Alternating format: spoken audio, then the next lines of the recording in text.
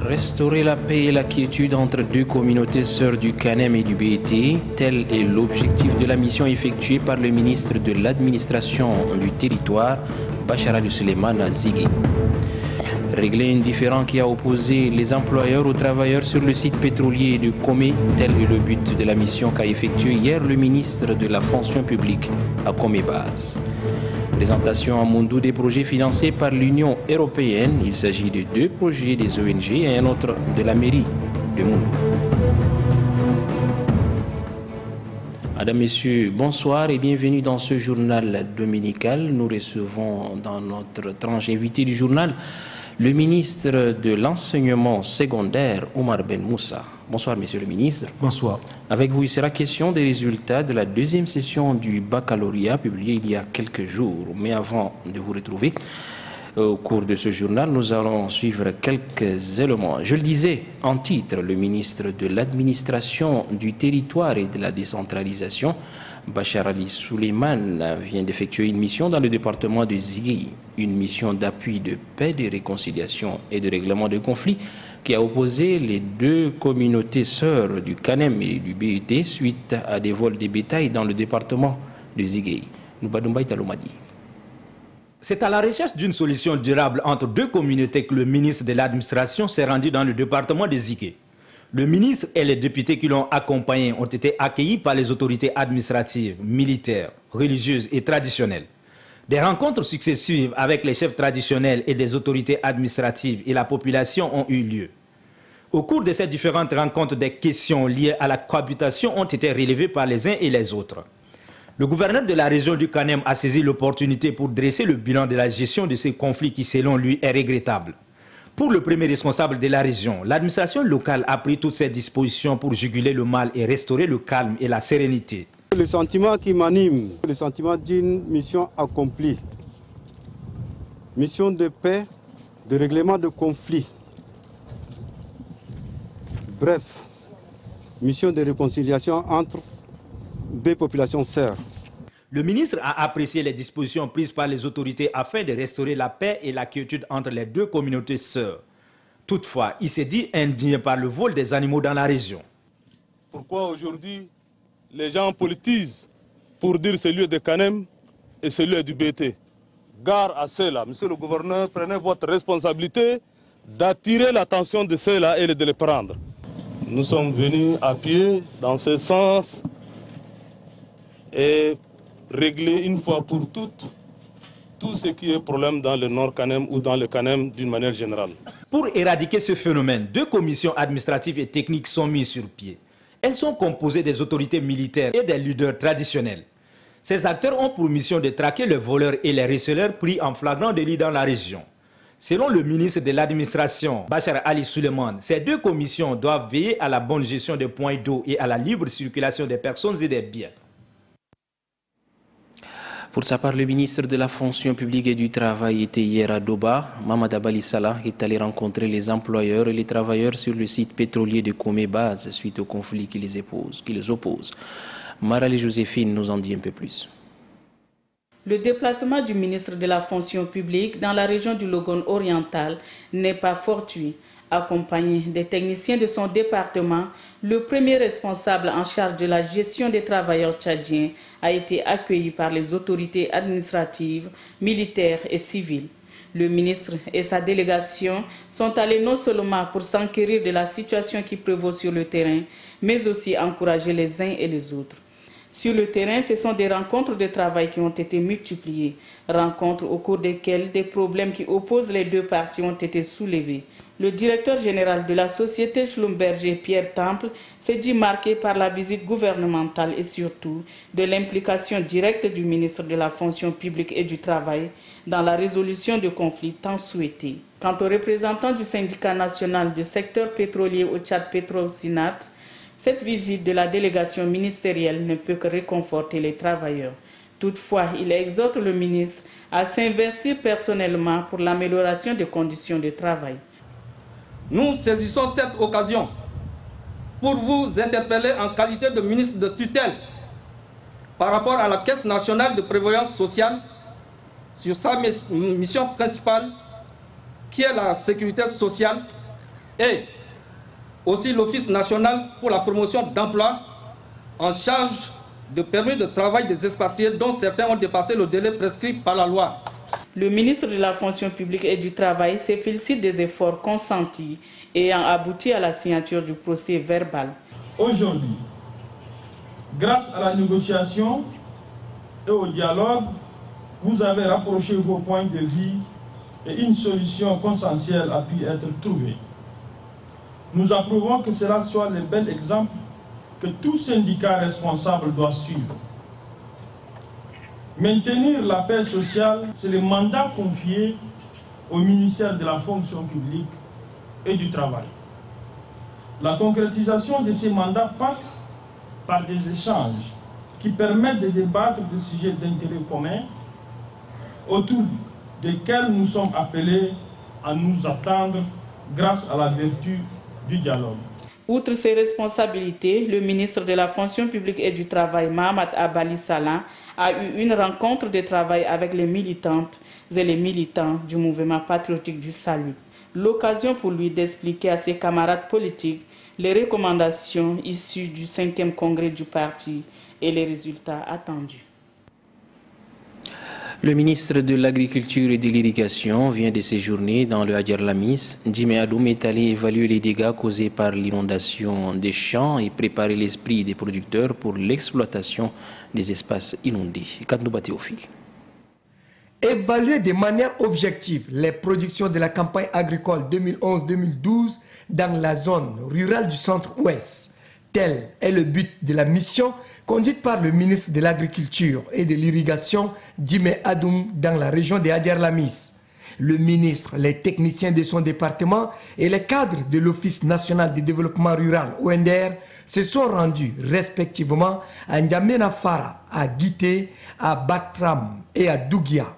Dans ces différentes localités, la délégation constate qu'une bonne partie des champs se trouve dans les eaux des rivières en période de crue. Cette situation lamentable amène le ministre à demander aux producteurs d'établir un rapport détaillé des dégâts engendrés par l'inondation. Le ministre Jimé Adoum a saisi l'opportunité pour dire à ses interlocuteurs de prendre les dispositions afin de mieux exploiter les espaces inondés en période de décrue, ce qui permettrait d'intensifier les cultures de contre-saison. Nous nous félicitons du fait que les services concentrés du ministère, après l'évaluation que nous avons faite sur toute l'étendue du territoire, surtout dans les zones les plus sinistrées, ont répondu favorablement et de manière assez significative. Et nous constatons maintenant que les appareils, les équipements, le dispositif pris jusqu'ici démontrent à suffisance que nous avançons bel et bien dans la vision du chef de l'État, qui veut faire que le Tchad puisse se produire suffisamment pour manger à sa faim. Le ministre de l'Agriculture et de l'Irrigation et son équipe ont mis terme à leur tournée dans la zone agricole de Hadjar Lamis par la visite du magasin de l'Office national de développement rural ONDR de Dougia et dans un champ de culture de contre-saison. Les lampions se sont éteints sur le Festival international des arts dramatiques et plastiques Fiat Pub. Ces manifestations qui ont duré une semaine ont regroupé les artistes nationaux et ceux venus de l'étranger. Innocent Kilayou.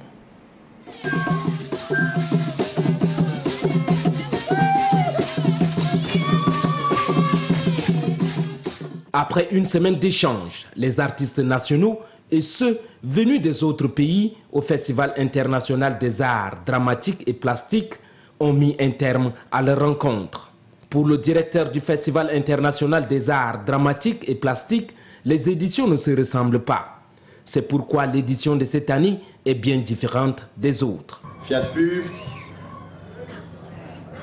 est à 12 ans aujourd'hui. Et nous pensons qu'au fur et à mesure que nous avançons, cet événement est en train de se pérenniser et il aura besoin du soutien des uns et des autres pour qu'il ne meure pas. Comme vous le savez, la culture a très peu de partenaires. La culture a très peu de partenaires Et c'est le lieu pour nous de lancer un appel. Le ministre de la Culture, qui a suivi de bout en bout le déroulement du festival, se dit satisfait de l'organisation. Tous les acteurs, tous les jeunes qui se sont mobilisés, responsables, officiels ou volontaires bénévoles, je voudrais les remercier et leur exprimer officiellement ma reconnaissance parce que grâce à leur mobilisation, la 7e édition s'est déroulée dans notre pays avec succès. Les artistes qui ont pris part à ce festival ont reçu des attestations et des prix d'encouragement pour leur création. Le gouvernement tchadien organise à partir de 2013 le recensement général de l'élevage, une initiative durable qui permettra de donner un souffle nouveau à ce secteur dont l'apport dans l'économie tchadienne est non négligeable. Belgar l'armée la guerre. Les données statistiques sur le cheptel tchadien sont obsolètes. C'est pour mettre à jour ces données que le gouvernement, à travers le ministère du Développement pastoral et des productions animales, organise en mars 2013 à l'échelle nationale le recensement général de l'élevage. Au-delà des chiffres, le recensement général de l'élevage est une opération extrêmement importante pour le Tchad, car les nouveaux chiffres seront déterminants dans l'équilibre de la balance commerciale. À l'issue de cette opération, le gouvernement disposera d'une photographie de l'élevage, un outil indispensable pour décliner les politiques et les stratégies de développement. Les exportateurs de bétail et ceux qui interviennent dans l'industrie laitière tireront profit. En un mot, ils pourront créer des unités de transformation pour satisfaire les besoins de la population. Selon le sondage réalisé en 1976 dans le secteur de l'élevage et qui a permis au Tchad d'être premier pays d'élevage dans la sous-région Afrique centrale, l'on dénombre plus de 7 millions de bovins, 2 millions de camélins, 10 millions de ovins et caprins et 24 millions de volailles. Cérémonie d'intronisation du nouveau chef de canton à Zakaha Kalaït. Il s'agit de Abdrahim Arami qui a été installé par le sous-préfet de Kalaït. C'était en présence des autorités administratives, traditionnelles et militaires de la région. Mohamed Moussa Bamichib.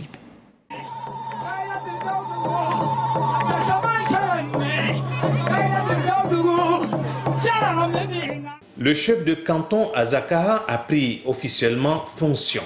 Il a été installé par le sous-préfet de Kalaït. La cérémonie a vu la présence des gouverneurs des régions de Borkou, Enedi-Est, Enedi-Ouest et de Tibesti. Les officiers de l'armée nationale tchadienne, quelques conseillers du président de la République, les chefs traditionnels, tous ont honoré de leur présence cette cérémonie d'intronisation. Souhaitant la bienvenue à toute l'assistance, le président du comité d'organisation a exprimé sa gratitude au chef de l'État qui a porté son choix sur Abdrahim Arami pour diriger le canton à Zakaha. Il lui a souhaité une bonne chance. Intronisant le nouveau chef de canton, le sous-préfet de Kalaït a déclaré que le choix de Abdrahim Arami n'est pas un fait du hasard. Selon lui, le nouveau chef de canton est un homme d'expérience.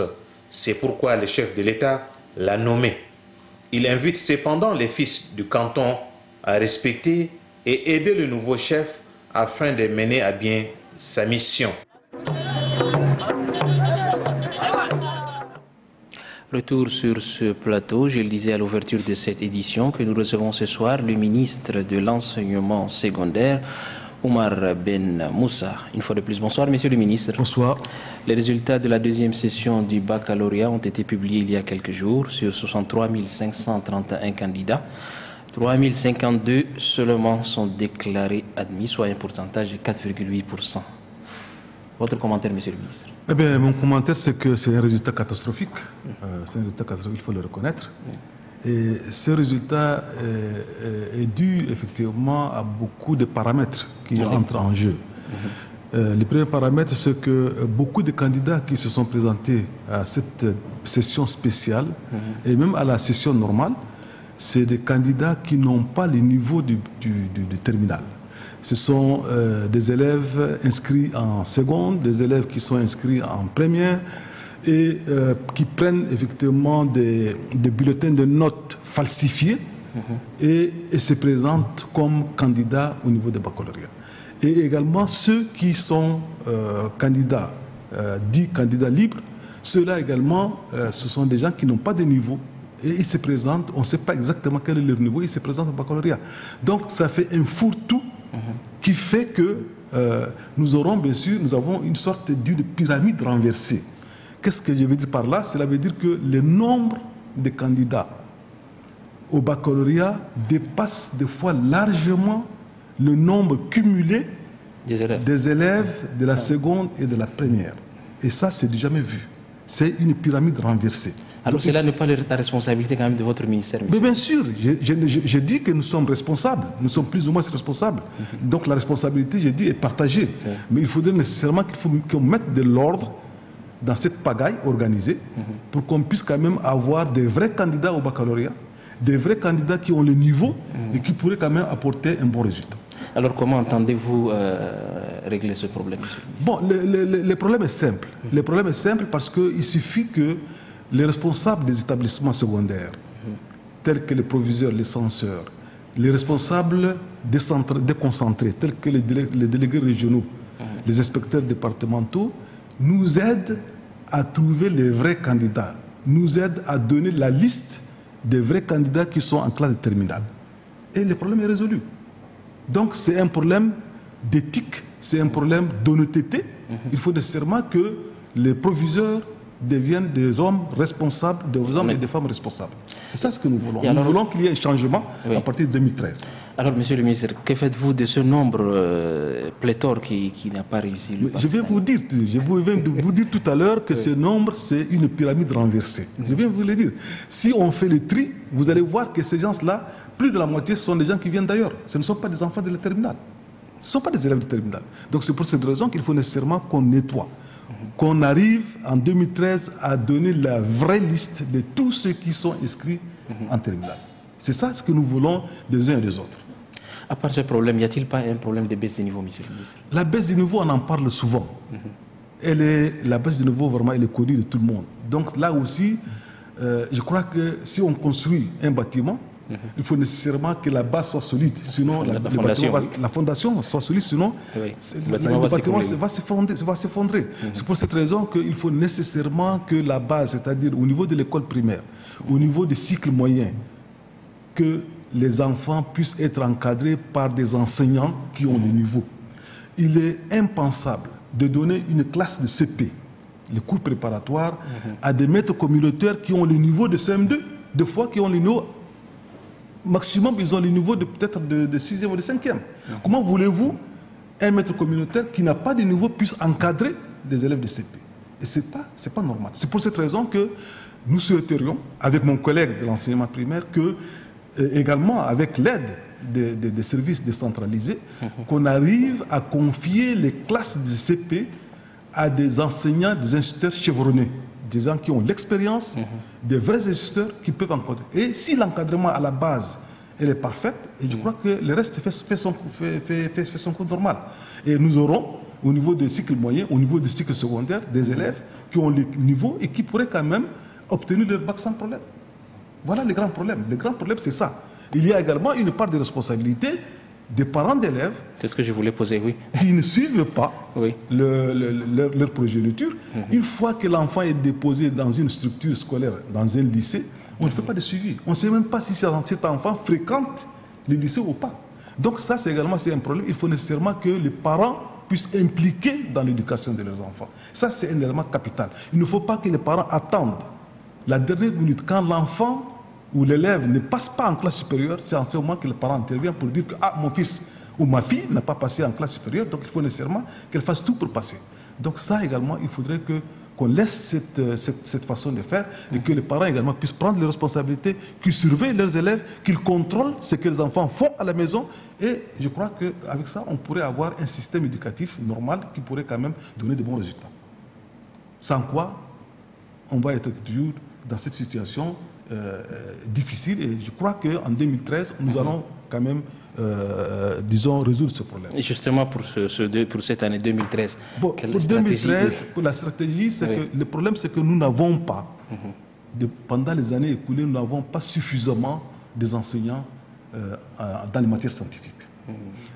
vous avez certains lycées, il y a des séries C, des séries D qui sont créées dans certains lycées, en terminale, mais qui n'ont pas de professeurs. Ou que s'il y a même des professeurs qui sont affectés, qui ne viennent pas à temps dans leur lieu d'affectation. Ils ont peut-être en gros 3 ou 4 mois ou 5 mois de cours et ce n'est pas suffisant. Normalement, le cours c'est 900 heures par an.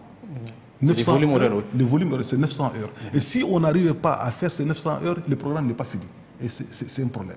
Donc là également, il faut quand même que nous tous que nous prenions nos responsabilités pour que les enfants, la jeunesse de demain quand même puisse quand même prendre la relève, une jeunesse capable qui pourrait quand même faire un bon travail. Voilà donc ce que nous souhaiterons. Donc on voudrait que cette année, en 2013, nous voudrions absolument que tous les proviseurs nous déposent les vrais élèves qui sont en terminale. La liste des gens de ceux qui sont en terminale. Et nous sommes en train de voir, dans les années à venir, on va informatiser tout cela. Nous avons créé déjà, au niveau du ministère de l'enseignement secondaire, une direction qu'on appelle la direction du développement de l'informatique. Et cette direction, nous allons faire en sorte que cette direction puisse quand même être une direction qui pourrait, disons, avoir la liste de tous les élèves qui seront informatisés et on va voir, ce sont ceux-là qui seront suivis du début jusqu'à la fin. Et là, je crois qu'avec l'aide du ministère des Finances, il faudrait qu'on ait le budget conséquent et puis nous allons quand même faire ce travail.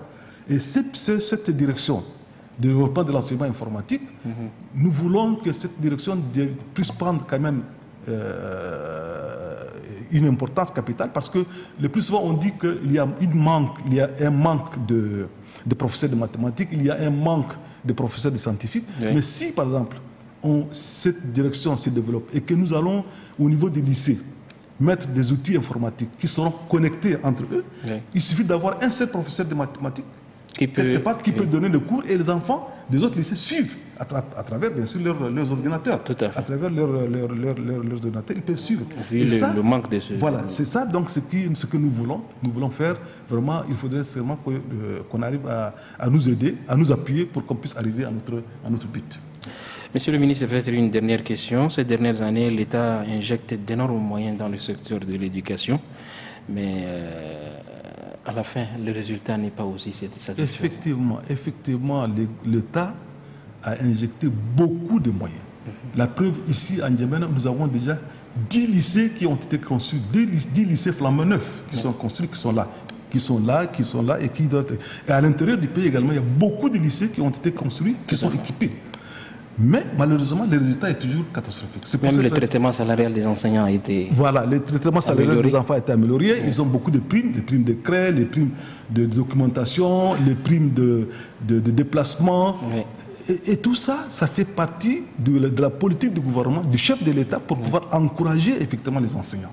Et ça, le chef de l'État, avec son appui, nous avons pu organiser le forum sur le système éducatif du 6 au 11 septembre 2012 qui a, dans son discours de clôture, nous a donné des orientations. Et ces orientations, nous allons les respecter. Déjà, il y a une commission qui est mise en place, qui est en train de travailler, qui a fait un plan d'action. Et ce plan d'action, nous allons le soumettre à qui de droit et nous allons quand même prendre en compte tout ce que le président nous a demandé de faire. Donc, on va aller de l'avant et je crois que le gouvernement va nous appuyer et on va aller de l'avant. Avez-vous un dernier mot, monsieur le ministre, avant de nous séparer? Bon, mon dernier mot, c'est que je demande à tous les élèves qui ont échoué au baccalauréat de ne pas se décourager. Donc, le découragement, je crois que ça ne paye pas. Et il faudrait également que les élèves puissent quand même, disons, travailler dans le sens de l'obtention de leur baccalauréat. Et tout travail, tout diplôme, tout résultat, tant qu'on ne travaille pas, on ne peut pas arriver à un résultat. Et il faudrait qu'ils se ressaisissent, qu'ils travaillent, qu'ils étudient. Et la réussite du bac n'est pas quelque chose d'extraordinaire parce que c'est le programme. C'est le programme vu au niveau de l'année, les 9 mois de l'année scolaire, c'est tout. Donc il n'y a rien de sorcier là-dedans. Donc il faut nécessairement que les enfants se ressaisissent. Il faut également que nos enseignants également se ressaisissent pour qu'ils puissent accomplir leurs heures hebdomadaires, leurs heures mensuelles.